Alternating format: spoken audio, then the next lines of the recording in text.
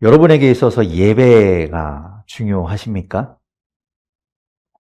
너무나 바보 같은 질문이죠. 당연히 중요하니까 일요일 아침에 그 여유로움과 편안함과 그런 것들을 다 포기하고 이 자리에 오셨을 거잖아요. 그렇다면 그 예배가 여러분의 삶과, 그 중요한 예배가 여러분의 삶과 잘 연결이 되어 있으신가요?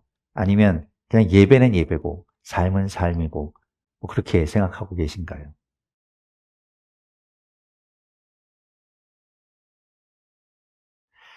오늘 제목은 예배와 삶은 다르다입니다. 어떻게 보면 설교 제목이라고 하기에는 좀 갸우뚱해지는 그런 제목일 수 있겠죠. 아니, 목사가 예배와 삶은 같다, 동일하다, 중요하다, 뭐 이렇게 이야기해야 될 텐데 저렇게 말한다니 이 목사가 좀 이상한 것 아닌가라고 생각할 수도 있을 겁니다. 왜 이렇게 이런 제목을 짓게 되었는가? 오늘 본문에 나오는 요시야 왕 때문에 그렇습니다. 오늘 본문을 읽어보았지만 이 본문을 보면 의문을 갖게 돼요. 이게 맞나? 이게 도대체 앞뒤가 맞는 이야기인가? 뭔가 좀 이상하다는 생각하게 되죠. 왜 그런가? 오늘 그 이야기를 살펴보면서 오늘 제목을 잘 떠올려 보면 좋겠습니다. 남유다의 이 요시야 왕은요, 남유다의 16번째 왕입니다. 8살의 왕위에 올라서 31년간 통치해요. 아주 어린 나이에 이제 왕이 되었죠. 왜냐하면 지난 시간에 본 므낫세 왕의 다음에 이제 아몬이라는 왕이 세워지는데 그 왕이 막 우상숭배를 하다 보니까 암살을 당하고 2년 만에 죽습니다. 그래서 이제 어린 이 요시아가 왕위에 오르게 돼요. 그러니까 뭐 8살이 뭘 제대로 할 수 있었겠습니까? 그러니까 이제 제대로 좀 왕의 권한을 가지고 왕의 명령을 내릴 수 있게 된 건 성인이 되어서 이렇게 되죠. 요시아 왕은 이제 그동안에 잘 성장을 해서 정말 왕의 품격을 갖게 된 이후에는 우상을 척결합니다. 이제 성전을 수리하는 일을 하게 돼요. 그가 이제 워낙 어린 나이에 왕이 됐기 때문에 정신적인 맹토라고 부를 수 있는 대제사장 hil기야라던가 이런 종교적인 사람들이 옆에서 그를 잘 종교적으로 붙잡아 주었던 것 같습니다. 지난 시간에 본 것처럼 그 므낫세 왕은 55년을 통치하는데 55년 동안 우상 숭배를 했기 때문에 아주 뿌리 깊게 우상들이 사람들 속에 이제 파고 들었었겠죠. 그러니까 그게 나중에 므낫세가 회개하고 나서 우상을 버리고 하나님을 섬기라고 하긴 했지만 그게 하루아침에 바뀌기는 좀 어려웠을 거예요. 그리고 그 뒤에 나오는 그 아몬 왕도 우상 숭배를 했기 때문에 그 우상을 버리고 우상을 치우고 성전을 새롭게 하는 일은 쉽지 않았을 겁니다. 그런데 요시야 왕이 이제 그걸 하는 거예요. 우상을 다 버리고 우상을 다 치우고 나서 하나님 앞에 예배하려고 보니까 그동안 버려졌던 그 성전이 너무나 낡아 버린 거죠. 하나님께 예배하기 위한 장소에 그 성물들 다 치워지고 우상을 섬기기 위한 것들로 채워졌었고 온 우상으로 도배되어 있던 그 것들을 다 새롭게 하기 위해서는 성전을 수리해야 할 필요가 있었습니다. 그래서 이제 제사장들과 레위인들에게 명령하여서 성전을 수리하게 하지요. 그렇게 성전을 치우고 낡은 것들을 보수하고 옮겨진 것들을 제자리에 놓고 막 이렇게 하다 보니까 거기서 두루마리 하나를 발견합니다. 먼지가 켜켜이 쌓여있던 그 두루마리 하나를 발견하고 뭔가 하고 펴봤더니 율법책이었어요. 그래서 그것을 가지고 왕에게 보고합니다. 왕 앞에서 그 내용들을 읽습니다. 거기에 뭐라고 쓰여 있는지 읽다 보니 율법책인 거죠. 그 내용들을 듣고 나서 요시야 왕은 충격을 받아요. 와, 이런 말씀이 있었구나. 그러면서 애통해하며 옷을 찢습니다. 그 말은요, 율법의 내용을 처음 들었다는 거예요. 요시야 왕이.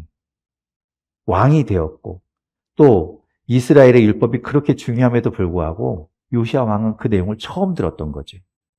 그만큼 율법이 무시되고 있었던 그런 사회라는 걸 알 수 있어요. 므낫세가 그렇게 오랜 기간 통치하면서 율법을 다 무시하고 율법을 지키지 않았고 그렇게 했기 때문에 율법이 전해지지 않은 것이죠.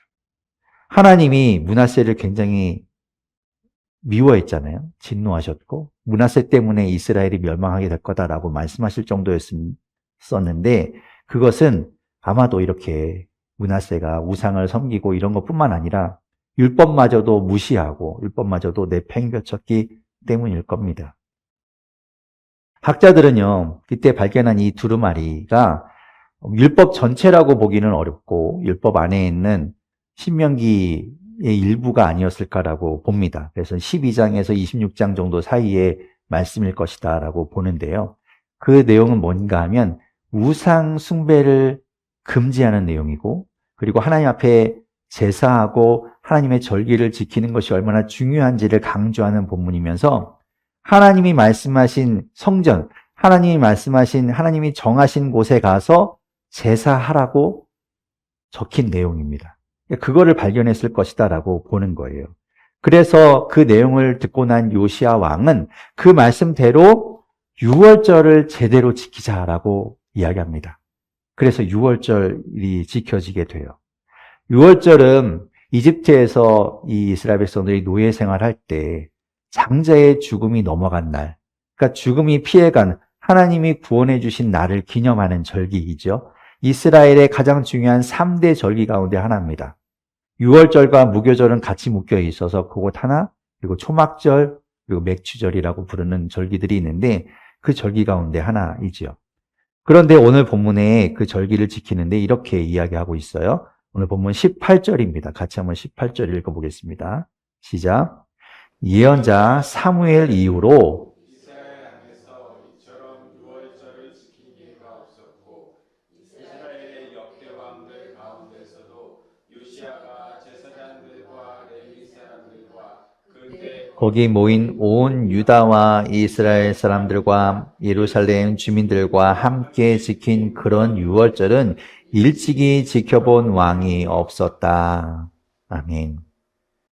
사무엘 이후에, 그러니까 도대체 사무엘 이후에 이제 왕정 시대가 되고 사울, 다윗, 솔로몬 그러고 나서 이제 남과 북으로 갈라지고 오늘 요시아가 16번째 왕이니까 그렇게 수많은 왕들이 있었음에도 불구하고 이렇게 드려진 유월절이 없었다고 이야기합니다. 민족의 3대 절기인 유월절이니까 당연히 유월절을 드리긴 드렸을 텐데 이렇게 드린 적이 없었다는 거예요. 요시아가 특별하게 유월절을 드렸는가? 그 내용을 살펴보면요. 당연히 유월절을 지켜야 하는 첫째 달 14일에 유월절을 지켰고 규정에 맞게 어린 양을 잡았고 그리고 제사에 참여하는 제사장과 레위인들에게 각자의 자리에 각자의 해야 할 일에 충실하도록 명령했고요. 그리고 규정대로 제사가 진행됐고 말씀대로 온 이스라엘의 남자들은 예루살렘에 와서 성전에서 제사를 드렸습니다. 그러니까 사실 전혀 새롭거나 특별하거나 거창한 뭔가를 한 게 아니에요. 하나님께서 말씀하신 그대로 유월절을 지켰을 뿐입니다. 그런데 하나님은 전에 없던 유월절, 그 전에 아무도 지킨 적 없는 그런 유월절을 지켰다라고 말씀하고 있는 거죠. 그러니까 그 오랜 세월 동안 매해 유월절이 드려지고 있었지만 제대로 된 유월절이 없었다는 거예요. 하나님이 받으실 만한, 하나님이 인정하실 만한 유월절이 아니었다는 겁니다. 자기 편한 대로 제사를 드리고 성전까지 가야 함에도 불구하고 바쁘니까 귀찮으니까 그 먼 데를 뭐하러 가? 그래서 안 가기도 하고 하나님 앞에 제물을 드릴 때 정결한 구별된 제물을 드려야 함에도 불구하고 대충 아무거나 드리고 유월절의 의미 같은 건 생각하지 않고 그냥 해야 하는 일이니까 그냥 빨리 후딱 해치우자 이런 식으로 유월절을 드려왔던 겁니다. 그런데 요시야 왕은 하나님이 말씀하신 그대로 유월절을 드렸던 거예요. 자기가 뭘 거기에 더하지도 않았고요. 하나님 말씀 그대로 유월절을 드렸습니다. 그런데 하나님께서 말씀하시죠. 일찍이 누구도 지킨 적 없는 유월절, 그 유월절을 요시야가 지켰다라고 말씀합니다.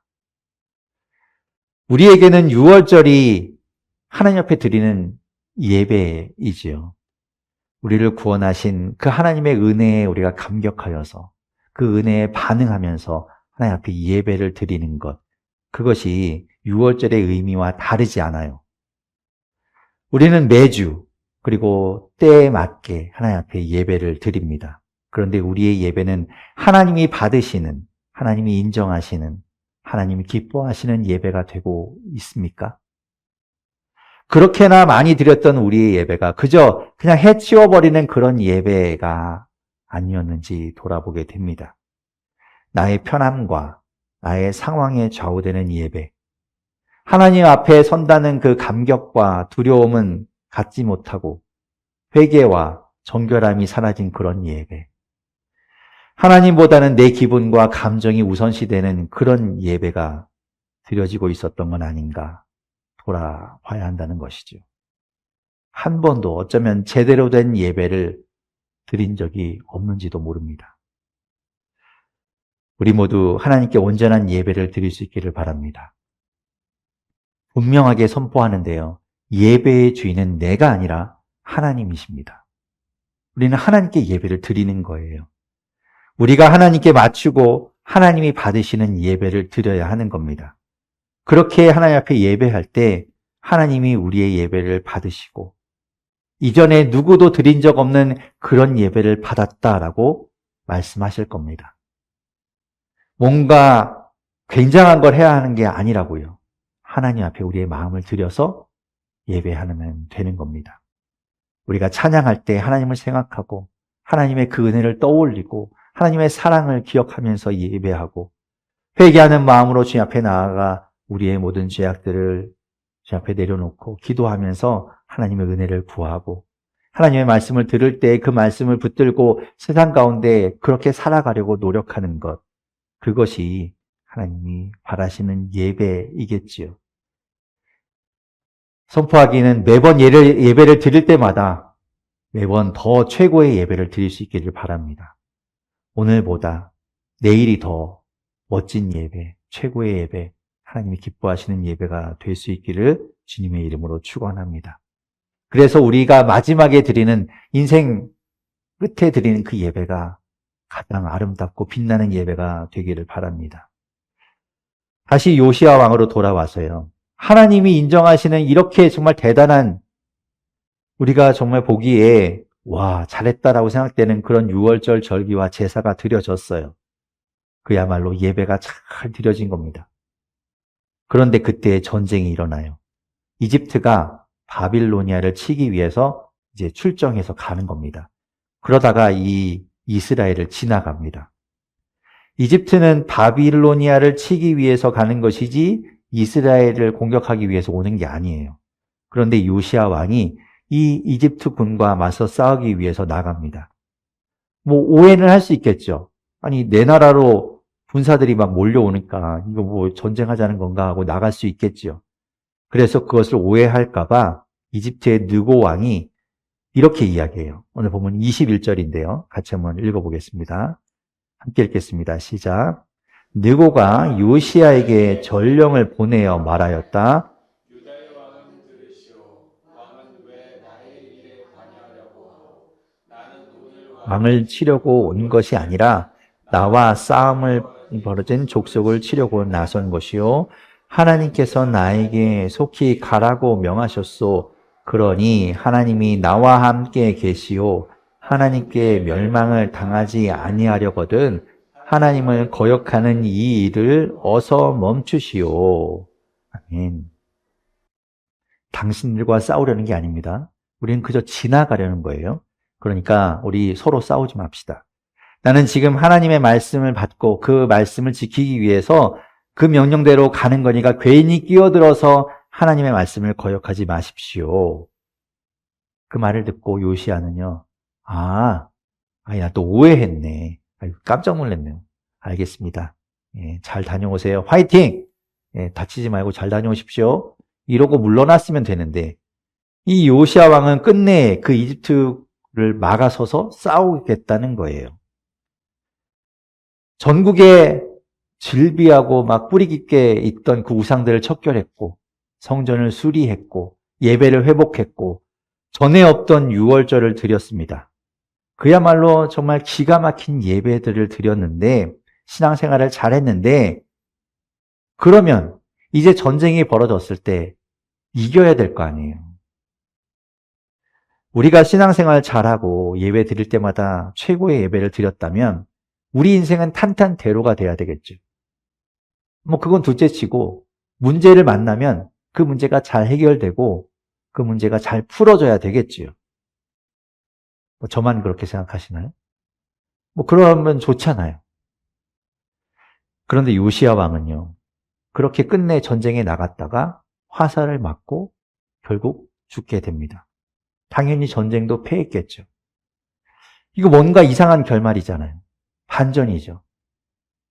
왜 이렇게 우리가 원치 않는 결말이 되었을까? 저는 두 가지를 생각해 보게 되는데요. 첫 번째는 요시야의 영적인 교만입니다.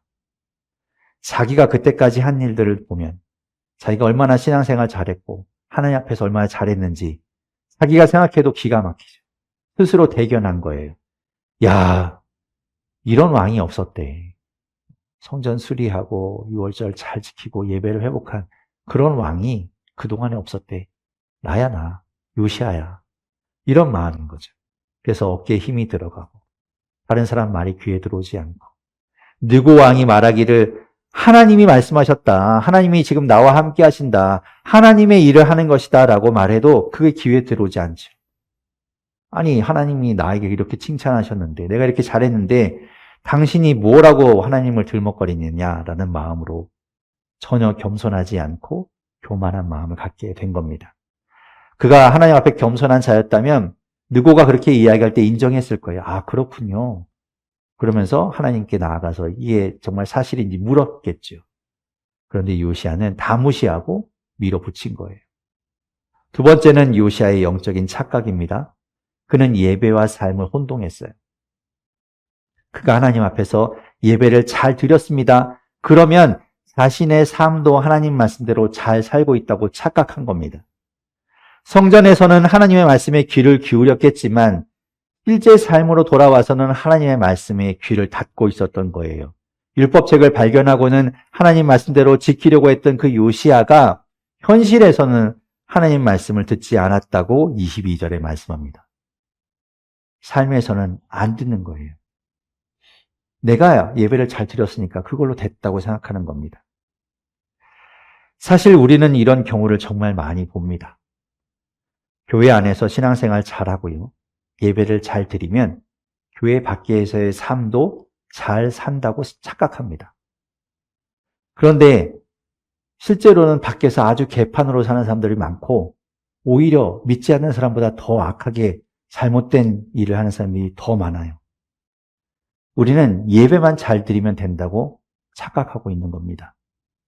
실제로는 하나님이 받으시는 제대로 된 예배가 아니라 우리가 만족하는 내가 만족스러운 그런 예배를 드렸음에도 불구하고 예배 잘 드렸어. 그럼 난 잘 살아. 이렇게 착각하고 있는 것이죠. 여러분, 예배와 삶은 다릅니다. 예배 잘 드렸다고 잘 사는 게 아니에요. 하나님이 기뻐하시는 예배를 드렸다고 해서 하나님이 기뻐하시는 삶을 사는 게 아닙니다. 예배가 예배로 끝이 아니라 그 예배를 우리의 삶 가운데 와서 하나님 말씀대로 잘 살아야 그게 진짜 잘 사는 거지. 예배를 잘 드렸다면 그 다음에는 그 말씀대로 살아가야 하는 겁니다. 우리 온 마음을 다해서 하나님 앞에 예배합시다. 예배 드릴 때마다 최고의 예배를 드립시다. 하나님이 받으시도록 하나님이 기뻐하시는 예배를 드립시다. 그리고 그것으로 끝나는 것이 아니라 그것으로 다 했다고 생각하는 것이 아니라 우리의 삶도 하나님 기뻐하시는 삶을 삽시다. 하나님 말씀 따라서 하나님과 함께 하면서 우리의 삶을 살아가게 되기를 바랍니다. 그래서 우리의 예배와 우리의 삶이 모두 하나님께 드려지기를, 하나님이 기뻐하시기를, 하나님이 인정하시기를 주님의 이름으로 축원합니다.